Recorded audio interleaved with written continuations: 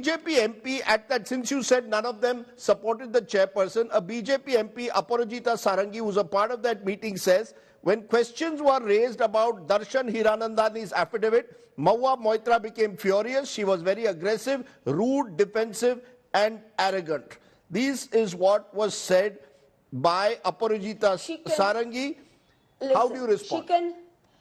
She can say whatever she likes. Whatever question was asked about the affidavit, I have answered. It is on transcript. His affidavit, item 12, says super luxury goods. I have told you the super luxury. What can you ask me about the affidavit? On the affidavit, he says that he has posted questions. I gave him my portal login ID and password, and he has got the questions posted. I have already said I gave him my login ID and password, not now, but in 2019, because I wanted someone in his office to type in the questions. The OTP came to me. I am surprised it's only 47 times, because since 2019 to now, I would have thought the login would have been 100 times or more, given that 61 questions have been asked. I'm surprised it's only 47 times. I've already said that I used his office secretariat staff to type in the questions. It was not unauthorized because I had the OTP, so nobody could post a question without me knowing. And number two, the big question which I've written is, where were the NIC rules prohibiting it? Okay, that's the first question. I've already said it. So whether it's 47 or 470, I've already said that he had the login ID into the password. It's not an email ID. Please understand. The second question, Darshan's affidavit, which is in the public domain, in paragraph 12 says super luxury. He gave me super luxury goods. He gives no details. When I said my super luxury good is one scarf and makeup, he says he gave me support on renovation of my house. I said the support is architectural drawings, which CPWD executed, no cash exchanged hands. The third thing he says was travel expenses. I told him, I clarified that by saying it is a car and driver when I traveled to Bombay and when I went to Dubai. He said logistical and secretarial help. I've already told you I used his office for typist assistance. These were the four things. You defended yourself on these points earlier on my show last week. But my question to you, ma'am, is you see the chairman of the ethics committee seems to see an impropriety in this. He believes that giving your login in the manner that you did is improper, is the suggestion that he gives. No, if he can ask me, the login portal, which everybody in the committee also pointed out, which I've written in my letter, is the NIC had no rules whatsoever. The Congress member, one of the members of the committee pointed out that the first question to answer is where are the NIC rules and where were they given to an MP?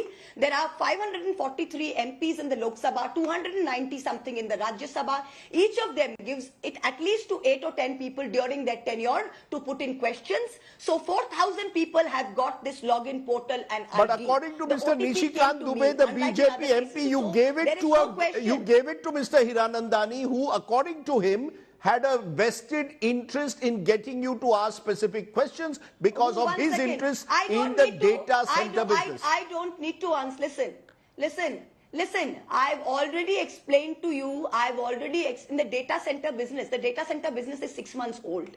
I've been asking questions since 2019. There was a data center business in 2019. There's one question on data centers in 2023 because I'm on the IT committee and we discussed that point. I'm not going to sit here and talk about, like I said, some who can say anything. I'm sorry. This kind of those words that you used have been used by Mr. Dubey. He claimed Mr. Dubey, ma'am, Mr. Dubey says that you used because the chairperson, Mr. Sonkar, belongs to a particular caste. He says it's a casteist slurs, and using the word is an insult. Listen, 1 second. I am not going to refer to Nishikant Dubey, who was not present at the meeting. Okay. There is no question of answering anything Nishikant Dubey says because he was not present in the meeting. So let us put that out of the window. Okay. I don't even know what caste Mr. Sonkar is. I'm sorry, I don't come from that kind of mentality where you first think of somebody's caste. Those people might. The BJP certainly does. We don't. Like I've always said, we don't, in Bengal, we think of who the person is, we don't think of what caste they are. So that's very clear. I've written I've given on affidavit, this cannot go on.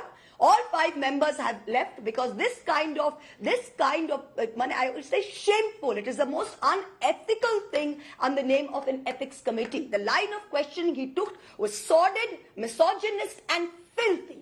And I want to call this out on national television to everybody. There are no rules anywhere that would require any chairman of an ethics committee, no inquiry, that would require him to follow this line of Why did the women of the group not... It appears though that this committee, ma'am, was divided between the government and the opposition. That the government MPs and the chairperson on one side, yes, opposition MPs on the other. So where, it's not about misogyny as much as political divide. Because the poor BJP... One second. If the poor BJP MPs, the lady MPs, I have to thank them. When all this was going out, I don't know what Ms. Sarangi said after the meeting, but during the meeting she did not say anything. She did not say one word either against when the opposition spoke. She did not say anything when Mr. Sonkar spoke. There were two BJP MPs, women MPs there, both of whom I respect greatly, Sunita Duggal and Aparajita Sarangi ji. Respect them both. None of them said even one word either to the opposition when it brought out and to the other.